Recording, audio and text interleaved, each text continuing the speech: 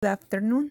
My name is Tatiana, and today I'm going to share with you this reading. In this case, is Global Business Speaks English. Ready or not, English is now the global language of business. More and more multinational companies are mandating English as the common corporate language. Airbus, Daimler, Chrysler, Volkswagen, Nokia, Renault, Samsung, SAP, Technicolor, and Microsoft is beginning to name a few in an attempt to facilitate communication and performance across geographically diverse functions and business endeavors. Adopting a common mode of speech is not just a good idea. It is a must, even for an American company with operation overseas, for instance, or a French company focused on domestic customers. And imagine that a group of salespeople from a company's Paris headquarters get together for a meeting. Why would you care whether they all could speak English? Now consider that the same group goes on a sales call to a company also based in Paris, not realizing that the potential customer would be bringing in employees from other locations who didn't speak French. This happened at one company I worked with. Sitting together in Paris, employees of those two French companies couldn't close a deal because the people in the room could not communicate. It was a shocking wake-up call, and the company soon adopted an English corporate language strategy. Similar concern drove Hiroshi Mikitani, the CEO of Rakuten, Japan's largest online marketplace, to mandate in March 2010 that English would be the company's official language of business. The company's global was to become the number one internet service company in the world, and Mikitani believed that the new policy, which will affect some 7,100 Japanese employees, was vital to achieving that end, especially as expansion plans were concentrated outside Japan. He also felt responsible for contributing to an expand world view for this country, a conservative Islam nation. The multi-billion-dollar company across between Amazon.com and eBay was on a growth spree. It had acquired PriceMinister.com in France, Buy.com, and frequenting the use Play.com in the UK, Tradoria in Germany, Cove eBooks in Canada, and established joint ventures with major companies in China, uh, Indonesia, Taiwan, Thailand, and Brazil. Serious about the language change, Mikitani announced the plan to employ not in Japan's both in English. Overnight, the Japan's language cafeteria menus were replaced, and were elevator directors, and he stated that employees will have to demonstrate competence on international English scoring systems within 2 years or risk the motion of early dismissal. The media instantly picked up the story and compared Japan with fascination and disdain. On that Siseo Takanobu publisher asserted it is stopped for a Japanese company to only use English in Japan when the workforce is mainly Japan's. But Mikitani was confident that it was the right move and the policy is bearing fruit. The English mandate has allowed Mikitani to create a remarkable, diverse, and powerful organization. Today, 3 out of 6 senior executives in the engineering organization are in Japanese. They don't even speak Japanese.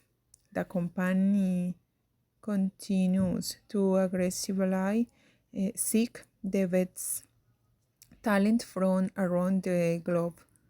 Half of recurrent Japanese employees now can adequately engage in internal communication in English, and 25% communicate in English with partners and co-workers in foreign subsidiaries on a regular basis. Adopting a global language policy is not easy, and companies invariably stumble along the way. It is radical, and it is almost certain to meet with staunch resistance from employees. Many might feel at a disadvantage in if their English is not as good as others. Team dynamics and performance can serve, and national pride can get in the way. But to survive and thrive in a global economy, companies must overcome language barriers, and English will always be the common ground, at least for now. The fastest spreading language in human history, English is spoken at a household level by some 1.75 billion people worldwide. That's 1 in every 4 of use.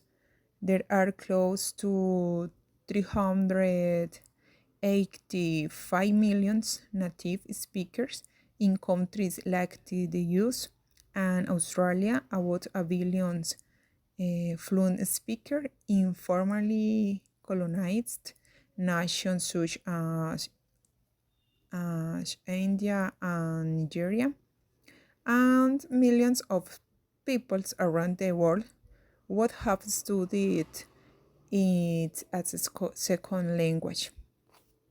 An estimate 565 million people use it on the internet. The benefits of Englishnization, as Mickey Time called it, are significant. However, relatively few companies have systematically implement an English language policy with sustained result. Through my research and work over the past decade with companies, I have developed an adoption framework to guide companies in their language effort. There is still a lot to learn, but success story to exist. Adopters will find significant advantage. Why English only? There is no question that unrestrained multilingualism is inefficient and can prevent important interaction from taking place and get in the way of achieving key goals. The need to tightly coordinate tasks and work with customers and partners worldwide as accelerate the move toward English as the official language of business, no matter where companies are headquartered. Three primary reasons are driving the move toward English as a corporate standard. Competitive pressure. If you want to buy or sell, you have to be able to communicate with a diverse range of customers, suppliers, and other business partners. If you are lucky, they'll share your negative ones, but you can't count on it. Companies that fail to deceive a language strategy are essentially limiting their growth opportunities to the markets where their language is spoken. Clearly, putting themselves at disadvantage to competitors that have adopted English only policies. Globalization of tax and resource. Language differing kind cause at Bornik, a tour of Babel, at its where when geographically dispersed employees have to work together to meet corporate goals. And employees from Belgium may need input from an enterprise in Beirut or Mexico. Without common ground, communication will suffer. Better language comprehension give employees more first-hand information, which is vital to good decision making. With food, giant Nestle saw great efficiency improvements in purchasing and hiring thanks to its enforcement of English as a company standard. Bien, compañeros y profesores, este tema de los negocios globales que hablan inglés, habla de que el inglés es ahora el idioma mundial de los negocios. Ahora, adoptar un lenguaje común es imprescindible. No solo lo hace por aprender, sino que es imprescindible. Adoptar una política lingüística global no es fácil y las empresas tropiezan por esto. Para sobrevivir y prosperar en una economía global, las empresas deben superar las barreras del idioma y el inglés casi siempre será el terreno común. Siempre será este terreno común y aparte el inglés lo hablan aproximadamente 1.750 millones de personas en todo el mundo. Ahora, si quiere comprar o vender o tiene que algún negocio, tiene que poder comunicarse con una amplia gama de clientes, como proveedores y socios. Por eso es importante implementar como empresa una estrategia lingüística que le permita comunicarse. Y en este caso el inglés es el idioma global en el cual todas las empresas multinacionales lo están adoptando. Bueno, compañeros, eso es todo. Que tengan un lindo día y espero hubiera sido de su agrado. Hasta pronto.